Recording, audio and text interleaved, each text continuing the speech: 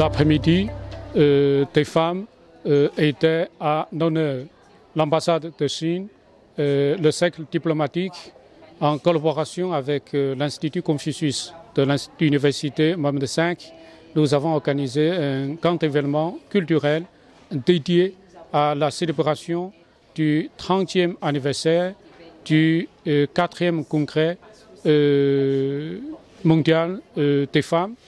Le congrès mondial des femmes de 1995 a adopté la déclaration et le programme d'action pour promouvoir l'égalité des genres et aussi l'autonomisation des femmes.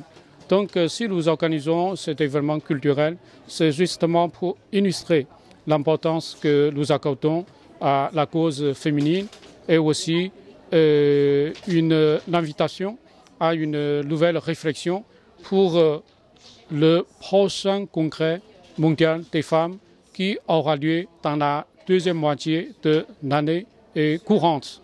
Donc, parallèlement, alors, il y a des spectacles qui se sont produits tout à l'heure et nous avons mis l'accent sur les vertus des échanges culturels. Nous disons toujours que les meilleures relations entre les deux États passent nécessairement par une meilleure compréhension entre les deux peuples. Et quand nous sommes dans un monde plein d'incertitudes, il nous appartient donc de contribuer à la paix mondiale et aussi à la compréhension, à la solidarité entre des peuples. Et la Chine et le Maroc et d'autres pays, nous avons tous une histoire, une culture et qui nous soit propre. Nous avons déjà entamé des programmes très intéressants entre les deux pays sur le plan culturel. Mais il faut bien sûr multiplier les contacts entre les deux pays afin d'explorer de nouvelles pistes de collaboration. Même nous avons un projet d'installer un musée du thé à Essaouira. Mais c'est un projet vieux de 10 ans. Donc il faut qu'on conjugue des efforts pour concrétiser ce projet. Et nous avons aussi le projet d'organiser une année culturelle du tourisme entre la Chine et le Maroc, puisque ce sont des projets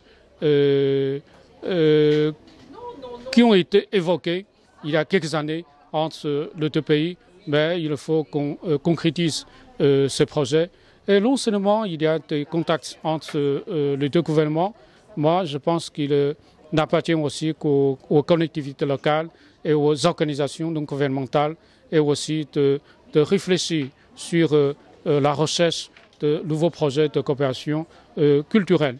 Mais je suis sûr qu'avec le temps, qu'avec la multiplication des contacts entre les deux pays et aussi, donc on pourra, sur la base des projets qui ont déjà été concrétisés, on pourra trouver des projets d'intérêt commun. Ceci pourra porter à un niveau plus élevé notre coopération tous azimuts. Nous avons organisé aujourd'hui avec l'ambassade de Chine, en collaboration avec l'Institut Confucius, c'est en fait le troisième objectif du cercle qui vise à promouvoir la culture et l'interculturalité.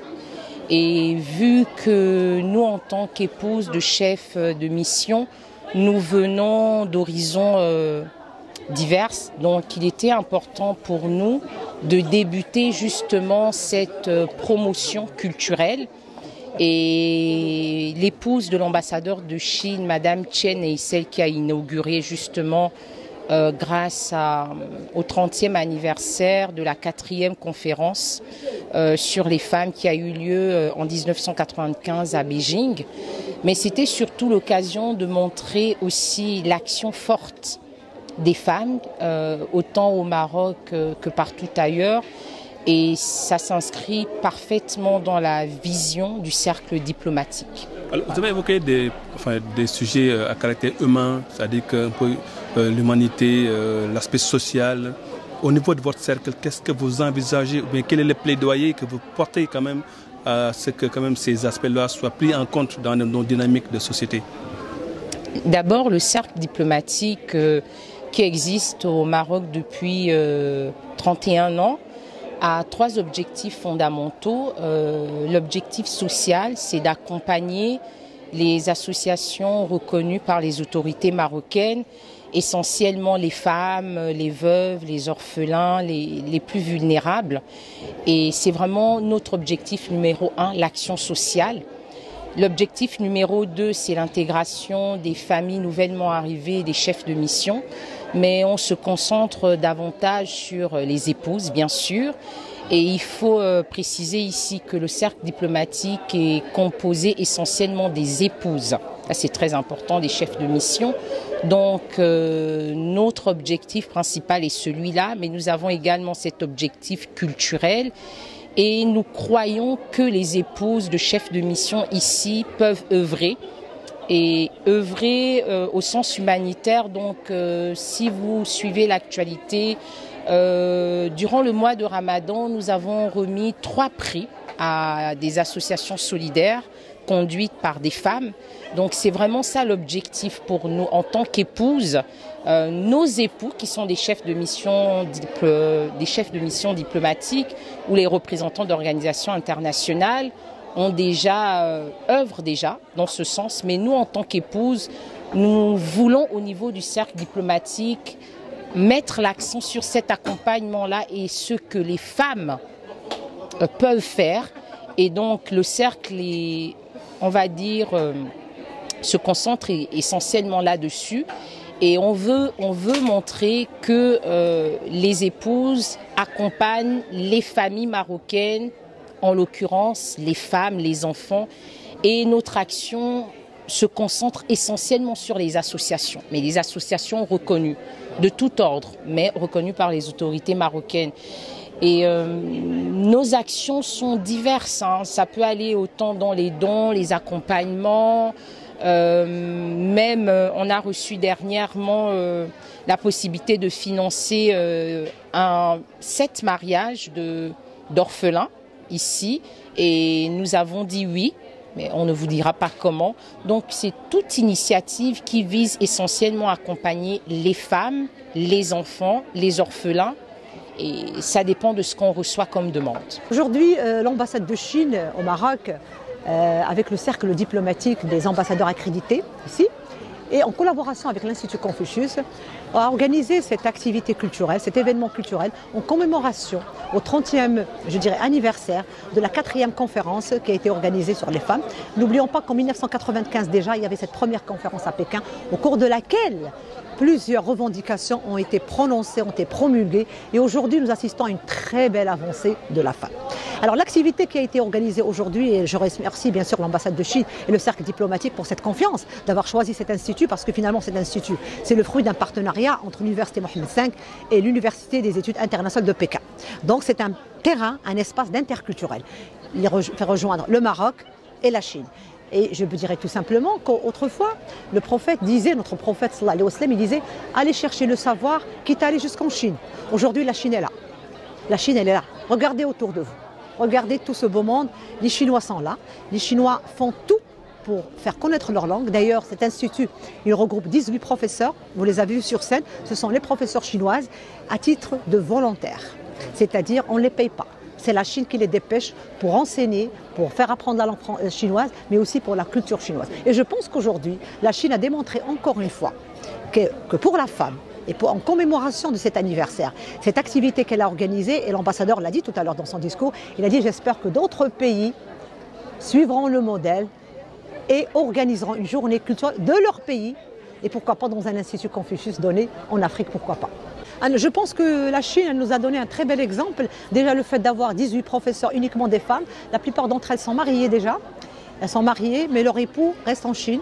J'ai posé la question, je leur ai dit comment se fait-il, vous êtes mariés? Elles m'ont dit c'est une belle occasion, une belle opportunité de connaître une autre culture.